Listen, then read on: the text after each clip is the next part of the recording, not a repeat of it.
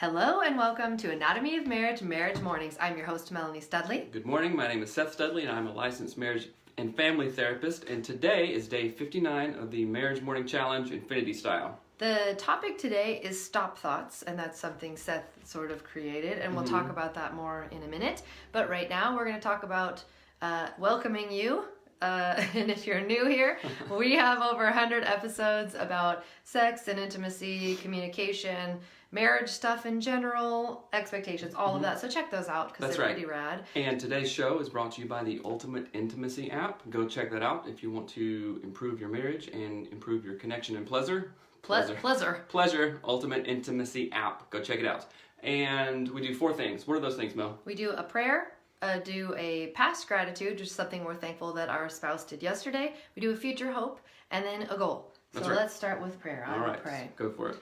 Dear Lord, thank you so much for all of our blessings. Help us to have a wonderful day today. Enjoy the sunshine and see our friends and just have an amazing day. Thank you for all that we have. Amen. Amen. Past gratitude, I'm thankful that you made French toast this morning and then you helped set up the leprechaun trap last night. Right. I'm thankful for that. That was a lot of fun. I'm thankful for yesterday. The sun was out and the kids were kind of gone, and you and I just did a lot of work. Yeah, kind of gone. Did a lot of work and stuff and made a good supper last night, and the fun thing we did with the leprechaun for Hattie. Oops, I hope she doesn't hear. Close the door, sweetie. Close the door, babe. Oh, you want to show people your gold. Okay, really fast. Here's Hattie's gold she got. There it is. And then Larry Leprechaun left her a little note as well. So, all right, there we go. Say Happy St. Patrick's Day. Happy St. Patrick's Day. Okay, go outside and close the door. Future hope. No, goal. Yeah. I have some work to get done, but my goal really is to have a fun family day. Yeah, I have some people to talk to today and also do some stuff outside, just hang out with the kids and do Mariner's Rocket today. So that'll be fun. Right. Okay. So the topic is stop thoughts, and it came to me, the idea to share this intervention came from when we did Melissa's interview and we talked about stop thoughts. And you shared it with our neighbor, even to help her get over her fear of doing circumcisions because she's a doctor. And also used it with another friend who was afraid of throwing up. Oh yeah, that's right. So tell us about how stop thoughts comes from some cognitive behavioral techniques, and I kind of made up the word stop thoughts, or the little intervention. I didn't make up the whole intervention, but I just tweaked it a little bit. And it's if a negative thought, it's kind of self-deprecating, untrue thought comes into your mind, you want to literally arrest that thought. And I tell myself and my clients to, if you need to say it out loud, then do it. Say, no, that is not me. I'm going this way. I'm not going that way, like emotionally or whatever. And you literally stop the thought. You arrest the thought, stop it dead in its tracks, and do something different.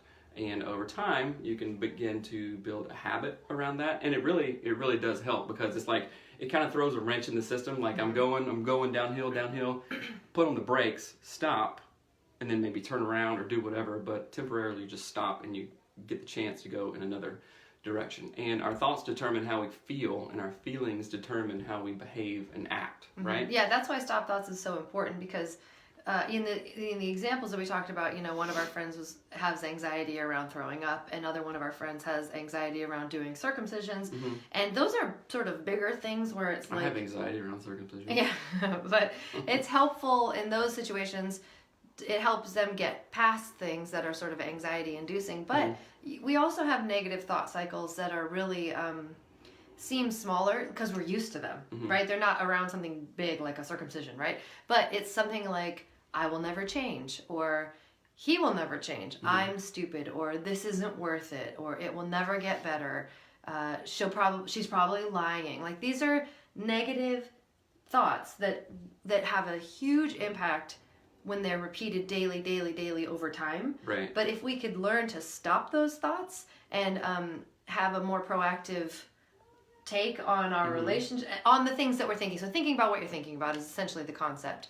And I don't know what made me think about doing this for today, but I just think it's such an important topic, because when people write in and do stuff in the community, you can actually, sometimes we can hear their negative, like they're not saying it overtly, but you can tell that their negative thought cycle is like, well, he's going to do it again, or Mhm. it's not even worth it, or I'll probably mess up, or whatever. Yeah, you can read between the lines to see the under or overarching kind of thing, what's really going on, and that happens a lot. Like sometimes, well, this is a good example.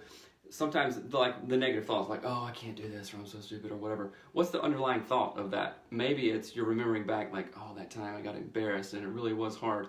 But those 5 other times that didn't happen, and just because we're humans, we always tend to notice what's wrong rather than the 10 other things that are right in the whole situation. Yeah, and I think it goes back again to really challenging what your negative thoughts are. So how about we say some of ours? Okay, let's see. And I think it's really insightful, like when you overlay the Enneagram over your negative thought cycle, because every time I have negative thoughts, it's almost always in line with my Enneagram, like the thing that, whatever it's called, like the thing that you say about yourself or whatever. Right. You know what I'm talking about? That Justin mentioned in that episode. Because every time I have a negative thought cycle, it's like, he doesn't even care. It's that. It's, he doesn't even care. When really it's like, you just don't see the same things that I see. Right. But if I feed that negative thought cycle, I will become bitter. I will become resentful. I will Right. be mad at you. And then what you focus on expands, and then you will begin to look for those things. Yeah. And that's how people get stuck in just years and years of negativity Yeah. or just a really pessimistic attitude. But the glory, the nice thing in that is you can literally flip that. Like I can look for the good. I can start to cultivate a positive attitude, which is optimistic and forward thinking and growth mindsetful. Growth mindsetness. Yeah. But I think it starts with an awareness of knowing that you have those negative thoughts. So can you think of any that you have? Yeah. Just about my own self. Whatever. Me, you and I, yourself, whatever. Okay, I think in our relationship, sometimes I think if I let myself go there, I tend to think, oh, I'm not okay if you're not okay. Like if I interpret you, a weird look or something, or oh, she didn't say hello or whatever. It's like, oh, is she mad? I mean, it's not like that. It's not like, oh gosh, I'm melting because she's not that. But I probably think about that every day. Like, which is I think somewhat normal. Like if you're in a bad mood, like, oh, okay, well, that's whatever. It's like when one of the kids wake up in a bad mood, you're like, oh. You're on edge because of it? A little bit, yeah. And How is that a negative thought, though? It is because your actions make me interpret how I feel about myself or how my day goes, kind of. Not really. I mean, sometimes, but it's not as bad. It's not as bad as it sounds. Okay? Yeah, it's not as bad as it sounds. But if I can go, okay, she's her own person. I'm my own person. She can do what she wants, whatever. Not in a weird way, like she's crazy. She can do whatever. It's not that. It's okay, she can have a bad day or whatever. That doesn't determine my day. I have my, goals for the day. I have my own personal outlook kind of thing. And most days, I wake up really positive and happy. So what's yours? I already said one. Say it again. I think another thing, another good example of like negative thoughts that I could have is like I'll never have nice things.